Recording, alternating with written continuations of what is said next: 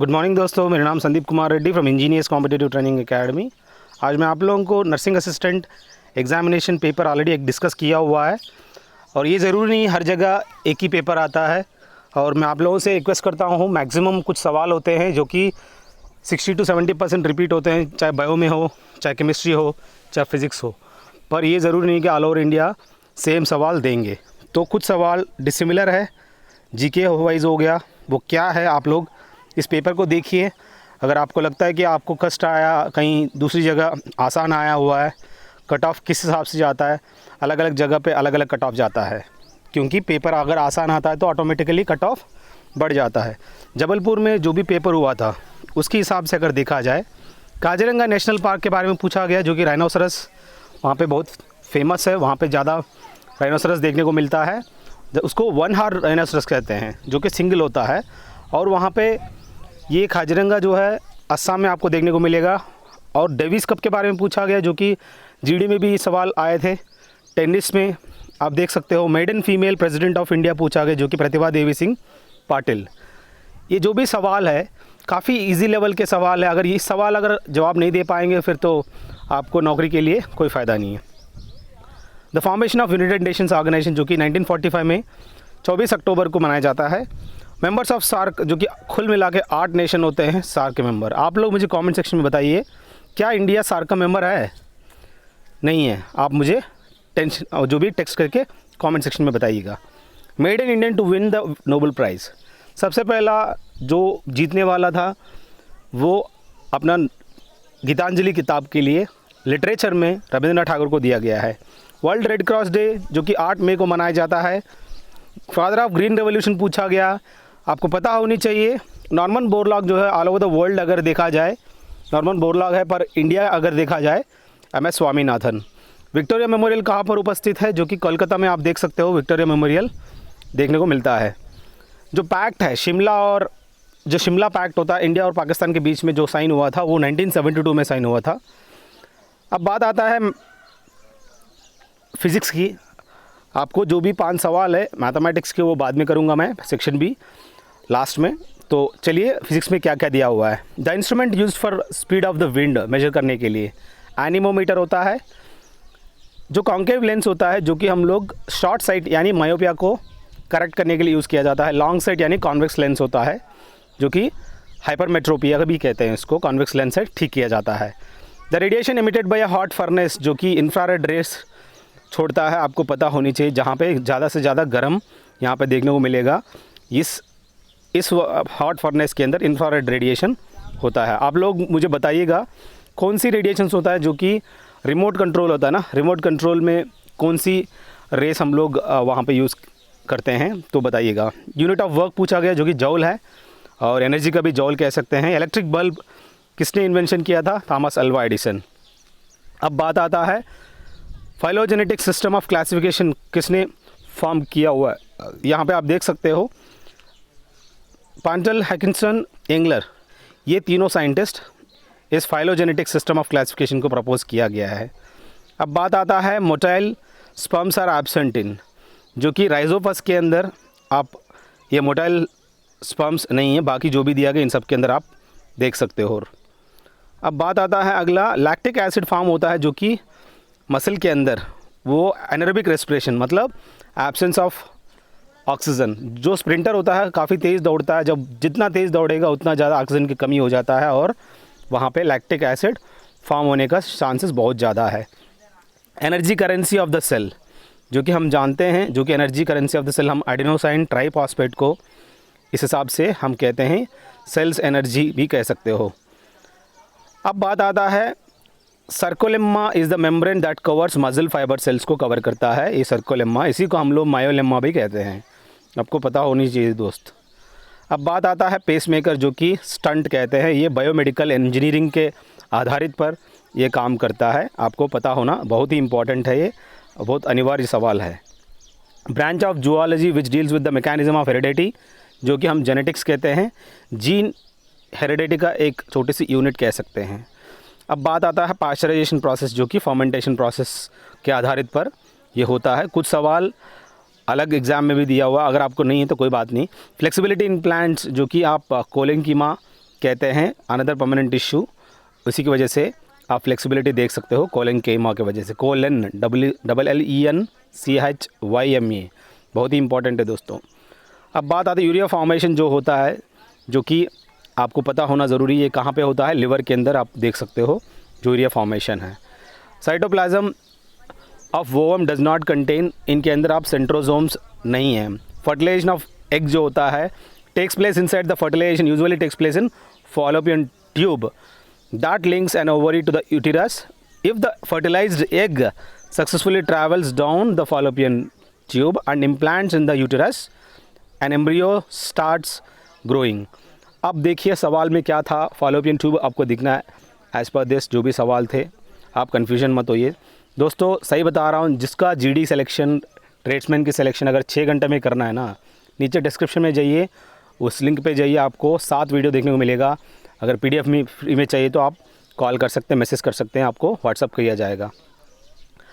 अब बात आता है branch of biology dealing with the classification known as, इसको हम कहते हैं टैक्सोनॉमी कहते हैं, जो कि branch of biology dealing with the classification. अब बात आता है who propose chromosomal theory of inheritance, जो कि बोवेरी एंड सटन्स, इन दोनों ने chromosome theory of inheritance formulate किया है। द मोटर व्हीकल के अंदर जो गैस होता है वो गैसोलिन और diesel fuel consist of hundreds of different hydrocarbons. अब बात आता है हार्डेस्ट मेटल जो कि धरती पर आप देखने को मिलेगा, tungsten. Hydrogen peroxide is polar, A polar molecule is a molecule that has an uneven distribution of electrons, therefore its charge is unevenly distributed. The electrons in the oxygen of the molecule are more negative. If 2 or more lines of symmetry can be drawn, then the molecule is non-polar. आपको पता होना ज़रूरी है, जो भी hydrogen peroxide है ये किस किस्म का है, H2O2, ये पोलर है, ठीक है, नॉन पोलर नहीं दोस्तों, पोलर है। Expansion of ocean constituent is carbon dioxide, maximum आपको ओशन के अंदर कार्बन डाइऑक्साइड देखने को मिलेगा। अब ऐसा कौन सा मच्छर है जो एडिस एजिप्टी, जो कि डेंगू आपको देखने को मिलता है इस मच्छर काटने से, आपको पता होनी चाहिए। प्लास्मोडियम जो मच्छर है, मलेरिया आपको हो जाता है उसकी वजह से। In most of its reaction benzene undergoes substitution reaction, काफ़ी रिएक्शन के अंदर बेंजीन एक सब्स्टिट्यूशन रिएक्शन आपको देखने को मिलेगा। That replaces 1 or more hydrogen atom with another atom or radical. Benzene belongs to the category of aromatic compounds, ये आप बहुत ही इंपॉर्टेंट है दोस्तों। अब बात आता है the pressure over the hill regions will be always less, कम होता है वहाँ जाने के बाद, बहुत कम हो जाता है। Deuterium is made of proton और न्यूट्रॉन दोनों से ये ड्यूटेरियम बनता है, जो कि आपको पता होना चाहिए। ड्यूटेरियम ऑक्साइड के H2O हार्ड वाटर है। HCl doesn't react with the gold और सिल्वर के साथ हाइड्रोक्लोरिक एसिड रिएक्ट नहीं करता है, बहुत ही इंपॉर्टेंट है दोस्तों। Which are the following are the components of phloem tissue, जो कि आप जानते हैं, जो कि फोलम टिश्यू के अंदर आपको sieve tubes and companion cells दोनों का मिश्रण है, जो भी आपको पता होना ज़रूरी है। इसको हम बास्ट भी कहते हैं। Tissues in plants that conduct foods made in the leaves to all other parts of the plant. Phloem is composed of various specialised cells called sieve tubes, companion cells, phloem fibres and phloem parenchyma cells. ये सब चीज़ें बहुत ही important है दोस्तों। Which one of the following material is suitable for water purification, जो कि zeolites है, जो जियोलाइट मटेरियल्स है that is suitable for the water purification. Pressure of gases is measured by atmospheric pressure is measured by the barometer पर manometer, जो है pressure of the gases measure करते हैं। नेल पॉलिश के अंदर क्या होता है, एसीटोन होता है। अब बात आता है non metal which is a good conductor of electricity, जो कि ग्राफाइट है और ये एलोट्रोप ऑफ कार्बन कह सकते हैं। विनेगर के अंदर आपको एसिटिक एसिड देखने को मिलेगा दोस्त। और आपसे रिक्वेस्ट है, अगर जिसने भी एग्ज़ाम दिया सर लगता है कि आपने जो भी 2 पार्ट बताए गए हैं इन दोनों में से मेरा सवाल कुछ मिसिंग है, आप हमें मैसेज कर सकते हैं, मैं मैक्सिमम कवर करने की कोशिश कर रहा हूँ। अगर आपको लगता है कि सर ये सवाल नहीं आया तो आप मैसेज कर सकते हैं। Which are the following alkenes has a maximum value of hydrogenation, यहाँ पे देख सकते हैं 2 ब्यूटेन के अंदर आप इस हिसाब से मैक्सिमम वैल्यू ऑफ हाइड्रोजनेशन देखने को मिलता है। राइट साइड में आप 27.6 आपको ट्रांस 2 ब्यूटेन। अब बात आता है ideal gas equation PV = nRT, जो कि बॉयल्स, चार्ल्स एंड एवोगाड्रोस तीनों का मिश्रण से बना हुआ है। The condition of free vaporisation throughout of the liquid is called boiling. इसको हम बॉयलिंग कहते हैं, जो कि vaporation throughout the liquid. अब बात आता है जे चार्डविक, जो कि न्यूट्रॉन का आइडेंटिफिकेशन किया, electrons J Thomson. A period that contains only gaseous elements, a period one element is an element in the first period के अंदर आपको हाइड्रोजन और हीलियम देखने को मिलेगा, ये दोनों element. Abiotic component of biosphere is not constituted by, यहाँ पे आप देख सकते biotic components usually include producers, consumers and decomposers, पर इसके अंदर हवा नहीं होता, एयर नहीं होता दोस्त, यही आपको पता करनी है। दोस्त प्लेलिस्ट में जाइए, 800 से ज़्यादा क्वेश्चन पेपर अलग अलग एग्ज़ाम का दिया हुआ आप देख सकते हैं, बहुत ही इंपॉर्टेंट है दोस्तों, they are very useful. Isotopes में आप देख सकते हो सेम नंबर ऑफ प्रोटॉन्स देखने को मिलेगा, पर डिफरेंट नंबर ऑफ न्यूट्रॉन्स आपको देखने को मिलता है। अब एलिमेंट जो कि बोन्स के अंदर आपको देखने को मिलता है, कैल्शियम फॉस्फेट है दोस्तों। लुइस पास्चर जो कि पास्चरेशन फाइंड आउट किया है उन्होंने, लुइस जानते हैं हम लोग पास्चरेशन प्रोसेस, जो कि हम दही में देख सकते हैं। ये मेरा मोबाइल नंबर है, अगर आपको 20,000 PDF ऑफ GK और GS चाहिए आप हमें कॉल कर सकते हैं, फ्री ऑफ कॉस्ट हम आपको दिया जाएगा। अब बात आता है मैथमेटिक्स की। मैथमेटिक्स काफ़ी इंपॉर्टेंट है दोस्तों। 12 महीने 30 दिन में काम करते हैं और 4200 कमाते हैं। 24 लोग अगर 18 दिन काम करेंगे तो कितना कमाएंगे? हम जानते हैं M1D1/P1 is equal to M2D2/P2। इसके हिसाब से वैल्यू प्लेस करेंगे, P2 वैल्यू 5040 आ जाएगा। आसान है, बहुत आसान है। अगर आप ये सब नहीं किया प्रैक्टिस तो आप बेकार हो, जॉब के लिए लायक नहीं हो। In department of 5 workers average age is 32 years. 5 गुना 32 जो कि 160 खुल मिला के उनका पूरा एज हो गया, और टीचर ऐड हो गया जिनकी वजह से एवरेज बढ़ गया।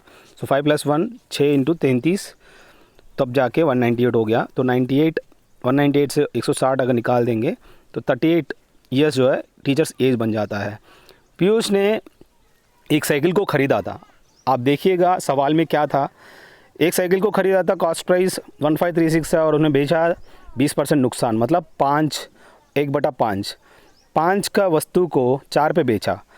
तब अब उन्होंने दिया 5 बराबर कितना है 1536, 1 का बराबर हो गया 307.2। अब इंटू 4 करेंगे 1228.8 कॉस्ट प्राइस है। अगर वो गलती से अगर वो कहता कि मुनाफा में बेचता है, या मतलब अगर कॉस्ट प्राइस जो है यहाँ पे दिया गया है, जो कि सेलिंग प्राइस अगर यहाँ पे जो इसके हिसाब से सेलिंग प्राइस 1536 होता तो कॉस्ट प्राइस होता 1980। अगर मुझे नहीं पता कि दिया क्या, उसी हिसाब से आप लोग चेक कर लेना। एक बस है 172 km/h ट्रैवल करती है और 4 घंटे के अंदर 172 किलोमीटर 4 घंटे में ट्रैवल करती है, 1 घंटे में 43 km/h ट्रैवल करती है। अगर मीटर में कन्वर्ट करनी इंटू 5/18 कर लेना, जो भी आंसर है उस पर रख देना। कंपाउंड इंटरेस्ट पूछा गया, हम जानते हैं 12% के हिसाब से 2 साल के हिसाब से x + y + xy/100 करेंगे तो आराम से 24 यहाँ पे +12 + 12 24 बन जाएगा। 144 डिवाइडेड बाय 100 यानी 1.44 125.44% जो है, जो कि हम लोगों को कंपाउंड इंटरेस्ट का रेट परसेंट है, उसका अगर 50,000 इंटू करेंगे तो 12720 आ जाएगा। तो यानी आपको इतना कंपाउंड इंटरेस्ट मिला है इन सब में। बस दोस्तों ये कुछ सवाल थे जो कि आपको मुझे बताना था। अगर आपको कहीं लगा कि सर कुछ सवाल मिसिंग है तो आप मुझे मैसेज कर सकते हैं। Thank you, have a good day, have a great life.